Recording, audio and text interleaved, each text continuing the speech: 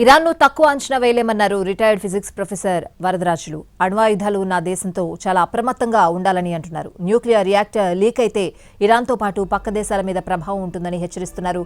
భారత్ పైన రేడియేషన్ ప్రభావం ఉంటుందని చెప్తున్నారు రిటైర్డ్ ఫిజిక్స్ ప్రొఫెసర్ వరదరాజులతో మా ప్రతినిధి మహేష్ ఫేస్ టు ఫేస్.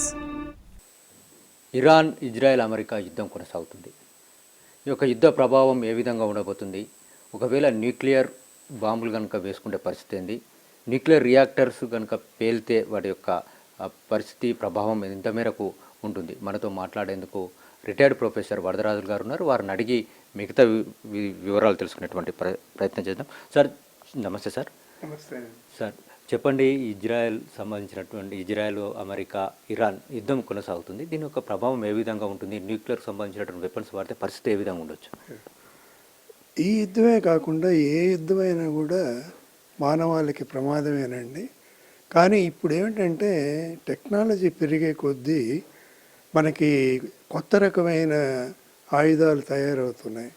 చాలా వరకు మనకి న్యూక్లియర్ రేడియేషన్ ఎంతో అంత కలిసినట్టుగా వాళ్ళు పరికరాలు కానివ్వండి ఇవన్నీ తయారు చేసి, ఇప్పుడు ఇంకోటి ఏంటంటే మనకి డ్రోన్ టెక్నాలజీ వచ్చిన తర్వాత చాలా ఈజీగా దానితో యుద్ధం తయారు చేసుకోవడం చాలా వరకు సులభం అయిపోయింది. అక్కడ మనకి ఒక బ్లాస్ట్ జరిగింది అనుకోండి, ఒక న్యూక్లియర్ బాంబు వేయడం వల్ల ఈ రేడియేషను చాలా విపరీతంగా ఉంటుంది. దీన్ని మనం అణుధూళి అని అంటాము. అది ఒక దగ్గరగా ఉండిపోదు. అది ఇప్పుడు ఏమవుతుందంటే ఈ గాలి వేగం దాని డైరెక్షన్ ప్రకారంగా అది పోతూనే ఉంటుంది. సార్, అంటే మనం కనుక న్యూక్లియర్ వెపన్స్ వాడిన దాని యొక్క ప్రభావం ఉంటుందని చెప్తున్నారు. ఇప్పుడు ఇరాన్లో న్యూక్లియర్ సంబంధించినటువంటి రియాక్టర్లో లీక్ అవుతుందని చెప్పేసి కూడా ప్రచారం జరుగుతుంది. ఎంతవరకు కరెక్ట్ కావచ్చు? ఒకవేళ లీక్ అయితే దాని యొక్క ప్రభావం ఏ మేరకు ఉంటుంది? ఎన్ని దేశాల మీద పడేటువంటి అవకాశం? ఇప్పుడు ఇక్కడ ఏంటంటే ఎంతవరకు అది అఫెక్ట్ అయిందనేది వాళ్ళు చెప్పలేదు. ఎంత మటుకు లీక్ అనేది కొంతవరకే లీక్ అయి ఉండొచ్చు. ఎందువల్లంటే ఫీబుల్గా ఉంది అని అన్నారు. అంతర్జాతీయ సంస్థ దాన్ని పరిశీలించినప్పుడు కొన్ని ట్రేసెస్ కనబడుతున్నాయి అని అన్నారు. అంటే ఎక్కడో లీక్ జరిగింది అని. ఆ లీక్ని ఆపాల్సిన బాధ్యత ఇరాన్ మీదే కాదు, మిగతా అన్ని దేశాల మీద ఉంది ఇప్పుడు. ఎందువల్లంటే ఒక లీక్ అయినప్పుడు ఎక్కువగా పరిమాణంలో అది పైకి వెళ్ళిపోయింది అనుకోండి, ఆ వెళ్ళినప్పుడు ఏమవుతుందంటే అది స్ప్రెడ్ అయిపోతుంది. ఇంకా ఆ స్ప్రెడ్ అయినప్పుడు చుట్టుపక్కల మనం కూడా చాలా దగ్గరలోనే ఉన్నాం. మనమేం చాలా దూరంలో లేము. ఇరాన్కి కానివ్వండి, గల్ఫ్కి కానివ్వండి, ఏరియల్ డిస్టెన్స్ చాలా తక్కువ కాబట్టి చుట్టుపక్కల దేశాల మీద అన్నిటి మీద కూడా దీని ప్రభావం ఉండే ఆస్కారం ఉంది. ఒకవేళ అక్కడ పేలితే కనుక దాని యొక్క ఎఫెక్ట్ ఇండియా మీద కూడా ఉంటుంది అంటారు? తప్పకుండా ఇంతో అంత ఖచ్చితంగా ఉంటుంది. ఎందువల్లంటే ఆ రేడియేషను మన వర్ష రూపంలో కింద పడే ఆస్కారం ఎక్కువగా ఉంటుంది. అది స్ప్రెడ్ అయ్యే కొద్దీ వెంటనే స్ప్రెడ్ అవ్వదు కదా, అదేదో స్లోగా స్ప్రెడ్ అవుతూ వస్తుంది. ఈ వర్షాకాలం వచ్చినప్పుడు ఆ రెయిన్ మన యాసిడ్ రెయిన్ లాగా మన రేడియేషన్ రెయినే పడవచ్చు. ఆ పడినప్పుడు ఆ నీరు తాగడం వల్ల కానివ్వండి, లేదంటే మన జలచరాలు అవి కూడా ఎఫెక్ట్ అయిపోతాయి. ఇరాన్ దగ్గర అణ్వాయుధాలు ఉంటాయా సార్, లేకపోతే తయారు చేసేటువంటి స్టేజ్లో ఉన్నారా? మీరు కూడా కొద్దిగా రీసెర్చ్ చేశారని చెప్తున్నారు. సో ఏంది సార్ మీ యొక్క అభిప్రాయం ఏంది, మీ అవగాహన ఎంత? అమెరికా వాళ్ళ స్టేట్మెంట్ ప్రకారం ఆల్రెడీ ఉన్నాయి, ఆపమని అన్నారు. చూసారా, ఆల్రెడీ ఉంటేనే కదా ఆపమని అనేది. వాళ్ళు ఆపటం లేదు, అందువల్ల మేము వారు చేసాము అని అంటున్నారు. అంటే ఇవన్నీ కూడా ఎవరు డిక్లేర్ చేయరు కదా. నిన్న వాళ్ళు స్టాటిస్టిక్స్ ప్రకారం 10%నే యూజ్ చేశారు, 90% రా మెటీరియల్ ఉంది అని కదా అమెరికా భావన.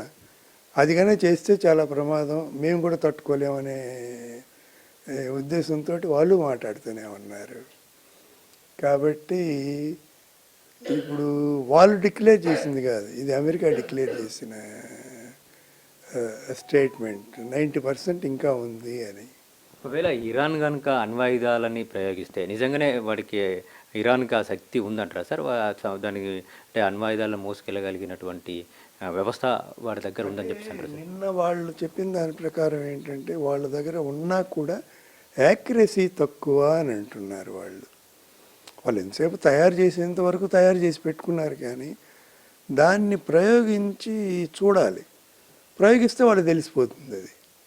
కాబట్టి చేసి పెట్టుకున్నారు, అవసరమైతే చూద్దాంలే అన్న ఉద్దేశంతో. ఇప్పుడు ఏంటంటే ఒక బాణం తయారు చేసినప్పుడు అది నేరుగా పోతుందా పక్కకు పోతుందా అనేది ముందు టెస్ట్ చేసుకోవాలి వాడు. ఇప్పుడు ఆ టెస్ట్ చేసుకునేంత టైం రాలే వాళ్ళకి, ఇప్పుడు రాలేదు కాబట్టి యాక్యురసీ తగ్గిపోతుంది.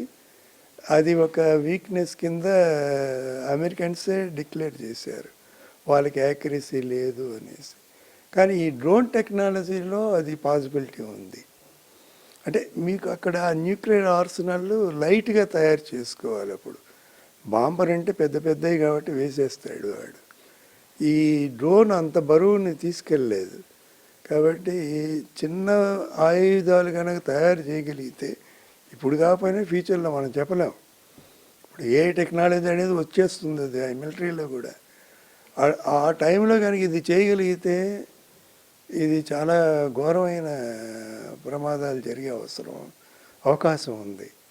ఇరాన్ ఇప్పుడు ఉన్నటువంటి పరిస్థితిలో ఇరాన్ దాని వెనక్కి జరిగేటువంటి అవకాశం ఏమైనా ఉందంటారా సార్? ఇప్పుడు మిగతా గల్ఫ్ దేశాలపైన కూడా దాడులు చేస్తున్నటువంటి పరిస్థితి, ఒకవేళ న్యూక్లియర్ వెపన్స్ కానీ లేకపోతే ఇంకా ప్రమాదకరమైనటువంటి వ్యవస్థను కనుక వాడినట్లయితే దాని యొక్క పరిస్థితి గల్ఫ్ దేశాలపైన ఇంకా ఏ విధంగా ఉండబోతుంది? ఇప్పుడు వాళ్ళ మీద బాంబులు వేయాల్సిన అవసరమే లేదు. ఎందువల్లంటే అన్ని చిన్న చిన్న దేశాలు, మనుషుల కన్నా ఈ ఆయిల్ బావులు ఎక్కువ, అవి తగలబెడితే చాలు వీళ్ళకి. అందువల్ల చూసారా మీరు, ఎక్కడ వాడు బాంబులు వేయట్లేదు, దాన్నే అటాక్ చేసుకుంటూ కూర్చున్నాడు వాడు, ఆ బావులను అటాక్ చేస్తున్నాడు. ఇప్పుడు ఏమైంది చూడండి, ఎకానమీ ఎంత దెబ్బతినింది చూడండి. Bahrain 20% supplier to the world, అది నిలిపేస్తుంది చూసారా.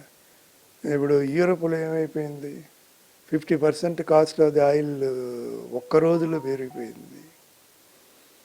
కాబట్టి ఇక్కడ ఏమిటంటే సోషల్గా దెబ్బతీస్తున్నారు వాళ్ళు. ఇప్పుడు ఆ గల్ఫ్ దేశాలని దెబ్బతీసిన దానివల్ల ఇండైరెక్ట్గా ఏం చేస్తున్నాడు వాడు, ప్రపంచాన్నే దెబ్బతీస్తున్నాడు. ప్రపంచం అంతా ఆయిల్ మీద ఆధారపడింది, ట్రాన్స్పోర్టేషన్ కానివ్వండి, మిగతా వాటికి కానివ్వండి. కాబట్టి నేను అనుకోవడం, వాళ్ళని అటాక్ చేయడం అంటే చుట్టూ దేశాలని వాళ్ళు బావుల వరకే పరిమితం అవుతారు అనే నా అభిప్రాయం. అది ఇంకోటి అర్ముజ్ జలసంధిని కూడా వాళ్ళు మూసేసినటువంటి నేపథ్యం. జలసంధిని మూసేశారు. అదేంటంటే స్ట్రాటజిక్. అది ఈ జలసంధి ఉదాహరణకి తీసుకుంటే మన భారతదేశమే మోర్ దాన్ 50% మనకి అక్కడి నుంచే జలసంధి మీద నుంచే ఆయిల్ వస్తుంది. ఇప్పుడు అది మూసేశాడు. ఇప్పుడు ఇందాక వార్తల్లో నేను చూసింది ఏమిటంటే, త్వరలో మనకి ఈ రేషన్ రావచ్చు అని, గ్యాస్ కానీ ఆయిల్ కానీ రేషన్ రావచ్చు అని న్యూస్లో చెప్తూ, అంటే వాళ్ళ government is thinking about it అనేసి. ఏంటంటే మన దగ్గర ఉన్న సప్లై 2 నెలల కన్నా ఎక్కువగా ఉండదు. మనం ఏవి దాన్ని విపరీతంగా దాచిపెట్టలేము కదా, అది ఎక్స్ప్లోజివే. కాబట్టి మనం ఎప్పుడు కావాలంటే అప్పుడు తీసుకుంటూ ఉంటాం. వాడు మూసేసాడు అనుకోండి, వారయ్యేంత వరకు మనకి రాదు. అది మనకి రానప్పుడు ఏమవుతుంది, ఉన్నదాన్నే సర్దుకోవాలి. కాబట్టి మన భారతదేశానికి కూడా చాలా ఎకనామికల్గా దెబ్బ. అంటే ఇంత తెలిసి కూడా న్యూక్లియర్ పవర్ ఉంది ఆ దేశానికి, అది ఎంత ఎక్స్టెన్స్ కన్నా పోతుంది అని తెలిసినప్పుడు కూడా ఎందుకు సార్, అంటే ఎందుకు ఈ యుద్ధానికి అమెరికా ఇజ్రాయెల్ దిగిందని చెప్పేసి ఇది మనం ఏమంటామంటే, ఇప్పుడు ఒక విధంగా గమనిస్తే చెయ్యాలనుకున్నప్పుడు మనకి ఈయన చాణక్యుడు చెప్పాడు మన రాజనీతిలో చూస్తే, సమయం చూసి కొట్టు అని అంటాడు ఆయన. కానీ ఇప్పుడు వీళ్ళు ఏ సమయం ఎంచుకున్నారు, వాళ్ళు హోలీ రంజాన్ మాసం సరే, మిగతా అప్పుడు ఇంత పట్టించుకునేవాళ్ళు కాదు. ఎందువల్లంటే ఇప్పుడు ఇరాన్కి ఆయన ఒక లీడరే కాదు, ఒక మత పెద్ద కూడా. ఒక మత పెద్దని ఈ టైంలో హత్య చేయడం అనేది, ఇప్పుడు చూసారా ఈరోజు మిగతా ఏ గల్ఫ్ కంట్రీస్ మీద వీళ్ళు వేస్తున్నారు, అక్కడే ఎదురు తిరుగుతున్నారు వాళ్ళు. అంటే ఈయనకి ఫేవరబుల్గా, ఆయతుల్లా ఖమేని ఫేవరబుల్గా కొన్ని ప్రొటెస్ట్ జరుగుతున్నాయి. ఇందాకే చూశాను ఒక హాఫ్ అన్ అవర్ బ్యాక్. అంటే ఇది rubbing at the wrong time అని అంటారు. చూసారా, టైమింగ్ సరిగా లేదు. ఒకవేళ న్యూక్లియర్ రియాక్టర్ కనుక లీక్ అయినట్లయితే దాని యొక్క ప్రభావం ఆ చుట్టుపక్కల దేశాల మీద కూడా ఉంటుందని చెప్పేసి వరదరాజు గారు చెప్తున్నారు. ఒకవేళ అది పేలినట్లయితే దాని యొక్క ప్రభావం ఇంకా చాలా దేశాలపైన కూడా పడుతుంది. అది ఎక్కువ రోజుల పాటు, అంటే ఏదో కొద్ది రోజుల పాటే దాని యొక్క ప్రభావం ఉండే తర్వాత పోదు, అది కొన్ని తరాల వరకు ఉంటుందని చెప్పేసి వారు చెప్తున్నారు. ఒకవేళ ఇరాన్లో కనుక లీక్ అయితే, న్యూక్లియర్ సంబంధించిన రియాక్టర్ కనుక లీక్ అయినా బద్దలైనా దాని యొక్క ఎఫెక్టు ఇండియా మీద కూడా ఉంటుందని చెప్పేసి వారు చెప్తున్నారు. కెమెరామెన్ రాకేష్తో మహేష్, ఎన్టీవీ, హైదరాబాద్.